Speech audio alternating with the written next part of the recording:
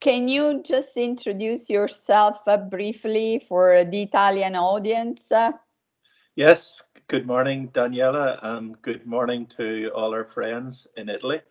My name is Barry Lowry, and I am the Government Chief Information Officer for Ireland.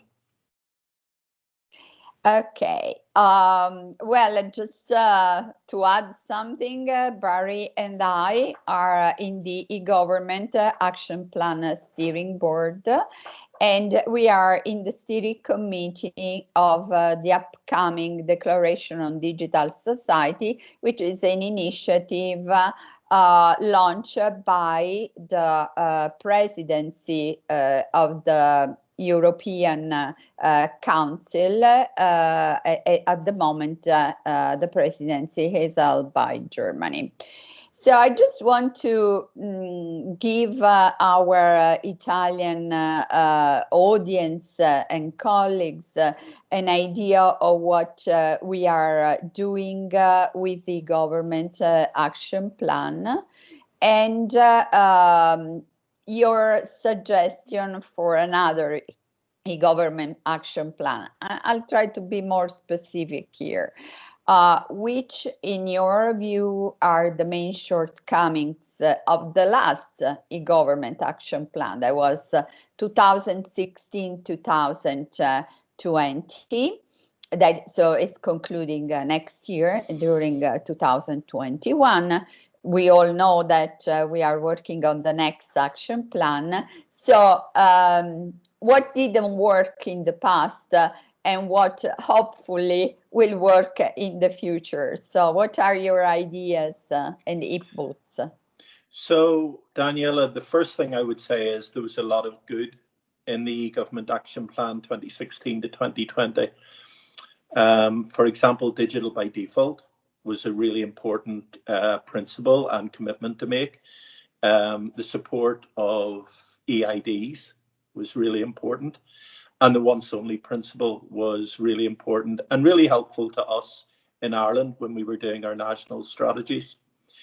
Where I would say the government action plan fell short was its focus was very much on what I would call the enablers to change, but not in the change itself.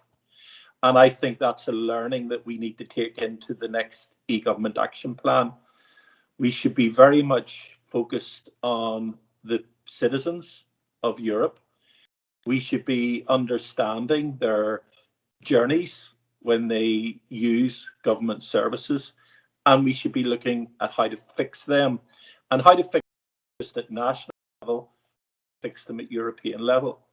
So, for example, if an Italian citizen wanted to come and work in Ireland, which is very possible, obviously, because we have so many multinationals here, well, then they should be able, from their home, before they even arrive in Ireland, to arrange an apartment to rent, to get schools arranged for their children, to get a doctor arranged, to find out a little bit about the area in which they're going to live, etc., etc., etc. And they should be able to do that using their Italian EID, and they should be able to do that using their Italian bank account. Because we talk about the free movement of people, but in actual fact, the movement of people across Europe is still very restricted, and technology can help to remove those restrictions. And I think those are the sorts of areas we should be focusing on. And I'm sure if we drew up a list on the board between the 27 member states, we would get a really strong list of outcomes that would show we had really progressed in 5 years if they were all in our e-action plan delivery for 2021 to 2026.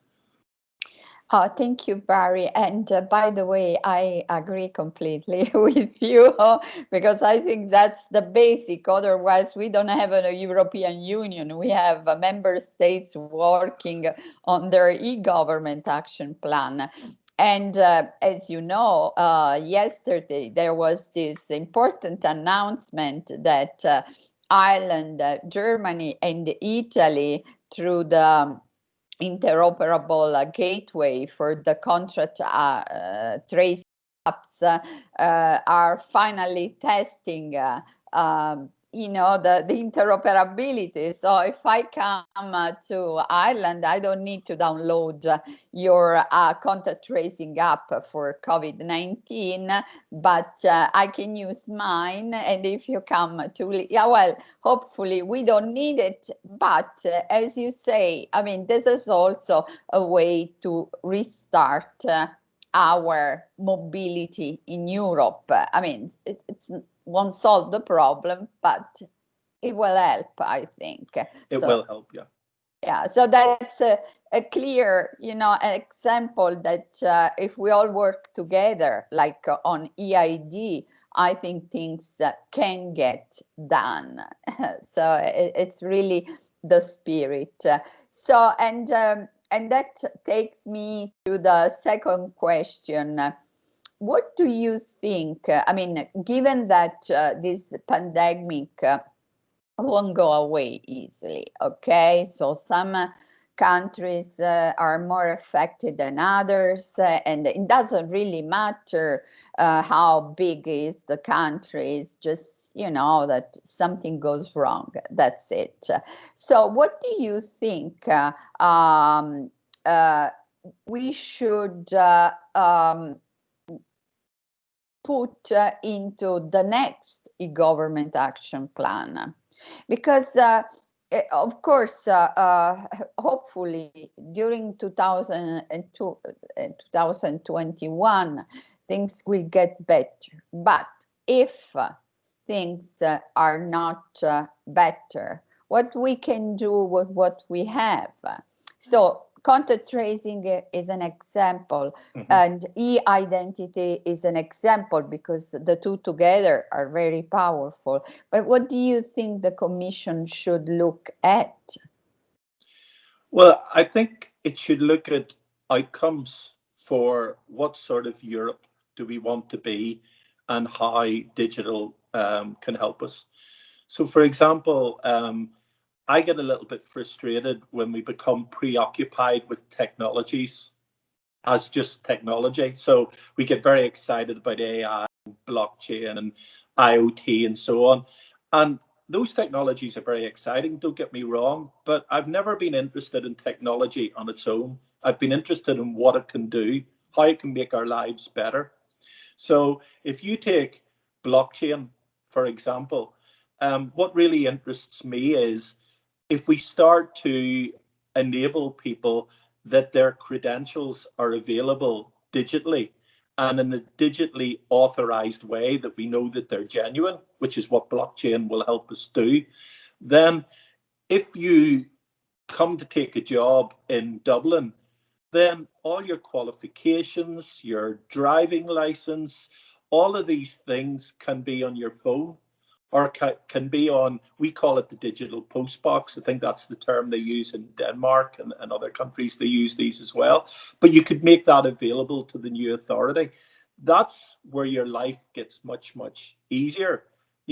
We all remember when we go for a new job and you have to find proofs of your education and you're rumbling around in your mother's loft to try and find these dusty certificates.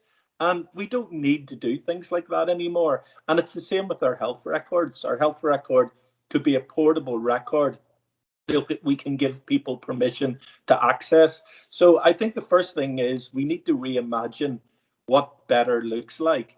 And then we need to develop the roadmaps to get to that point, rather than becoming preoccupied with setting up blockchain projects or AI projects, because they don't get people excited and passionate. It's the outcomes get people excited and passionate. Yeah, that's a great answer, Barry, and I hope they'll translate your answer very well, because this is a very, very good message for Europe, and I think that the European Union and that the European Commission should listen more. That we should reimagine the entire. Well, I don't want to use e-government, but digital government, not as as you say, technology, driven, what is the hottest technology at the moment, and all work on that, consultants, member state writing reports, but how we can serve our citizen. And we are called civil servant for a reason. Yes. So I think that we should meet that expectation because, and that's my personal view, the risk is that people will be served more by private companies that don't think about citizens, think about customers. So just give the customers what the customer wants. So it's very important also to remain central in the life of citizens, and that's very important. So I'm glad that you point that out. It's very, very important for all those who are in digital government. Now, I just want to ask you something about Ireland. So I would like to zoom for a second on your national level and let's say on the Dublin side more precisely.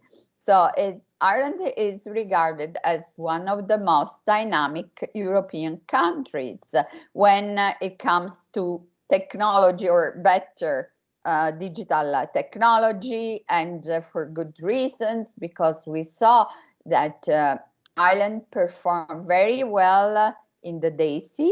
I mean, outpace the EU average. The integration of digital technology is the highest among member states, and also performs above EU average on digital public services. And this is why we interview you, okay? So we are going to get the secret recipe here. But do you think there is a correlation between this excellent performance and the sector specialization of the Irish economy, and in particular the strong presence of the IT sector? Because, compared to Ireland, Italy is characterized by highly decentralized government, region, provinces, municipalities, and overall performance, I mean, their performance affects also the digital performance of the entire public sector.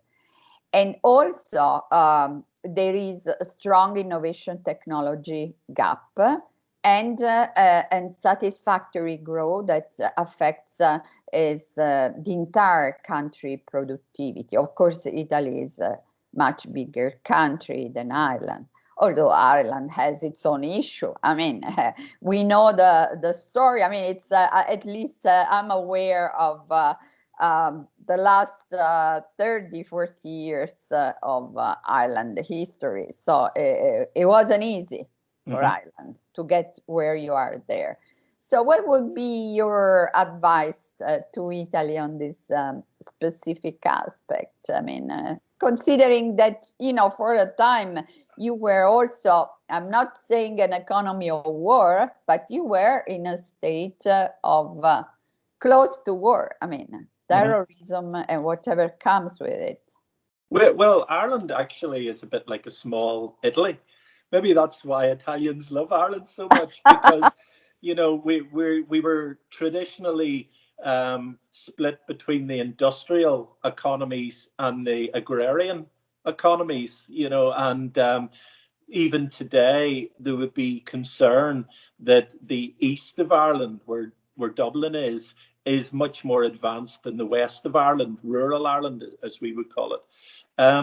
So one of the great things, I guess, you're absolutely right, Daniela, because we started to attract multinationals in the 60s and 70s, a lot of them were large tech companies. So the likes of Intel, Microsoft, Hewlett Packard, they've been with us now for many, many years. And because of that, then we started to change how we grew talent, and we started to grow more technology experts. And because of that, then all parts of society, including government, benefited. What I would say is that I'm never satisfied with how well we perform. We're about 6th in Europe and about 27, 28 in the world. I think we should be even better. And so we look at Denmark, for example, as a country where we would like to be as advanced as they are, and we have plans in place to do that. What I would say about Italy is that I think it's very important that everyone who leads technology in the public service in Italy start to develop a plan. We have a phrase that we use in my office about respecting the past and co-creating a shared future. And that's actually really important in technology. So I think if all the regional CIOs in Italy were put in a room and started to try and imagine what they all would agree on that would be the future of digital government in Italy, whether that's local government or national government, if you could start to agree what that looks like, then you can start to agree a roadmap to get there. And that might be some of the more advanced local government creating solutions that the rest of the country shares. It doesn't always have to be done centrally. But what I would say is you don't need to learn from Ireland. You need to learn from your own football teams, because I'm a great fan of football. I love Italian football. But when Italy play international football, they do have a shared vision. They do have shared passion. And you've won the World Cup, what, 4 times, is it? And you've been to the final twice. So you're in the top 3 most successful international football teams of all time. So I think you learn from that. You learn that if you have this shared vision, then developing the plan to achieve that shared vision becomes actually the easy part. Wow, Barry, now, we grew our numbers, the audience is spiking, because I think you use a perfect similitude. I mean, that's very great, I never thought about that. And I'm one who work a lot with local authorities. So that's a very good point. We are going, well, you have the copyright, but I'm going to reuse it. Okay, with your permission. You're very welcome. Now, funds for digitalization. Okay, we saw that for the pandemic, the European Commission has proposed one of the boldest time plan ever, probably the recovery plan, better next generation EU, with a huge amount of money, okay? And the digital transformation, or at least the digitalization, is one of the main priority of this effort. But how do you see it? How should the European Commission somehow strengthen or make the guidelines stricter, so that part of this spending we be put in digital transformation to ensure long-term growth, and in particular, of course, what we call it, this smart measure should in a way guided by the Commission, at least for the digitalization of the public sector, because of course the applications, the technological part is not part of the state's duty, but at least the uptake and the transformation, it's our duty. So what would be your suggestion to the Commission, and also to the next e-government action plan? And we are working also on the declaration, so that could be a start. Well, I think it's very exciting, first of all, that at least 20% of the RRF is going to be dedicated to digital. That's great. And the figure that's been quoted is 134 billion, I think it is, which is a huge amount of money. What I would say is let's not fall into the trap of diluting the effectiveness of that money, because I've seen some of the early plans and there's something like 28 categories and there's 27 countries. And if we all run 2 or 3 projects against each one of the 28 categories, the money's actually not going to go that far. Commissioner Vestager said that it works out about €300 per citizen. Well, in Ireland, that would be less than 150 million. And our national broadband plan alone, which is to give everyone in the country a really strong broadband connection and fast speeds, costs way more than that. So there's just one project and that money could just disappear. So what I would like is for us to have maybe 3 or 4 really important projects across Europe, and we make sure that they happen. That if nothing else happens with the 134 billion, we've achieved 4 outcomes maybe for everyone in Europe to share, and everyone can see that this investment changed the lives of every single citizen in Europe. And they weren't able to do something before. Now they can do it because this investment was made. And of course, we're very familiar with how to do this because this is how we do business cases at home. You know, we're used as people who work in digital government to submit business cases for things that we believe can change the lives of our citizens, and they compete with other business cases. And if the government decides to fund them, well, then we work really, really hard to make sure that outcome is achieved. Otherwise, the money's wasted and we get into trouble with our national audit authorities. So I think it's about managing this money with the same care as we would manage national money, or if we would manage our own household money, and really being careful that we get the biggest impact with the investment that we make.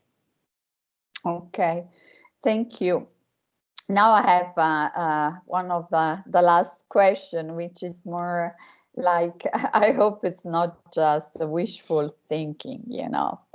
Well, first of all, I believe that we should really change the name to the next EU action plan.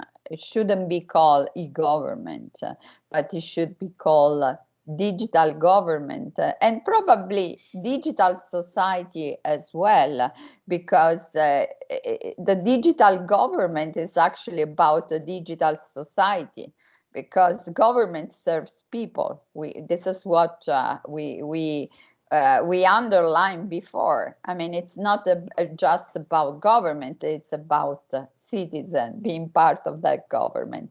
So what would you recommend, or what it's your idea on how we can make the next digital government action plan future-proof and in a way that can actually serve our citizens? I know that it's going back to the first question, but this is a bit different because we discuss about vision, we discuss about society, we discuss about money, a lot of money. So what would be your last thought about this, your message? So we're working on a national digital strategy anyway.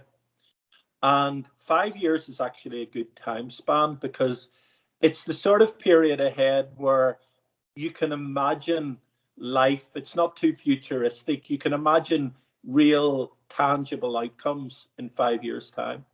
So I mentioned earlier that the government made the very courageous decision to invest a lot of money in national broadband, and most of that will be in place in 5 years' time.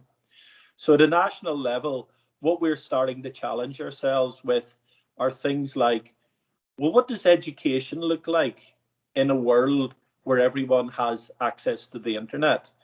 Well, one of the ways it looks different is that every child, no matter where they live in Ireland, can benefit from the best teaching, because we can give teaching on an online basis, the way you're running this conference, and learnings can be shared without people actually being in the room. What does healthcare look like in 5 years? Well, can we allow people to have consultations in their home? What does our working lives look like in 5 years? And this is a really important thing to us, because one of the things about the pandemic is we have been forced to enable people to work from home. It has accelerated that whole initiative where everybody was talking about doing it, but all of a sudden, in a few days, we had to make it happen. And one of the big concerns in Ireland is this lack of equilibrium in the country in terms of population and wealth and so on. So people come to Dublin to get the best jobs, the same way as they'll come to Milan or your big cities. But what digital allows them to do is stay in their own towns. And if they can stay in their own towns, that helps the economy of the towns. It reduces the stress in public transport. It evens up the price of properties, so the properties are more even anywhere in Ireland. And it creates a much better work-life balance for people, because they're not spending a large part of their day commuting. And it's better for the environment because the cars are on the road less. So all of a sudden, just one initiative, we can see how it can have a positive impact in 4, 5, 6 different areas. So if we can do it at national level, we can do exactly the same at European level. We can talk about a Europe where wealth is better distributed, where people have a better work-life balance, where people can choose where they want to live, where they want to bring up their children, where people can have access to easier healthcare and so on. And I think that's the sort of outcomes that we're talking about. I think you're absolutely right, Daniela. We've got to stop talking about e-government and start talking about a digital society.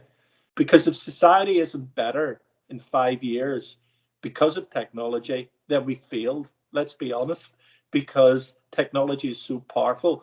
You know, if we think of how technology has revolutionized our domestic lives, how we watch television, how we listen to music, how we buy things, how we do our banking, how we arrange travel, well then, why doesn't that work exactly the same way for governments? And so I think we should challenge ourselves, we should push ourselves really hard, and we should set ourselves challenging targets, and then we should deliver them.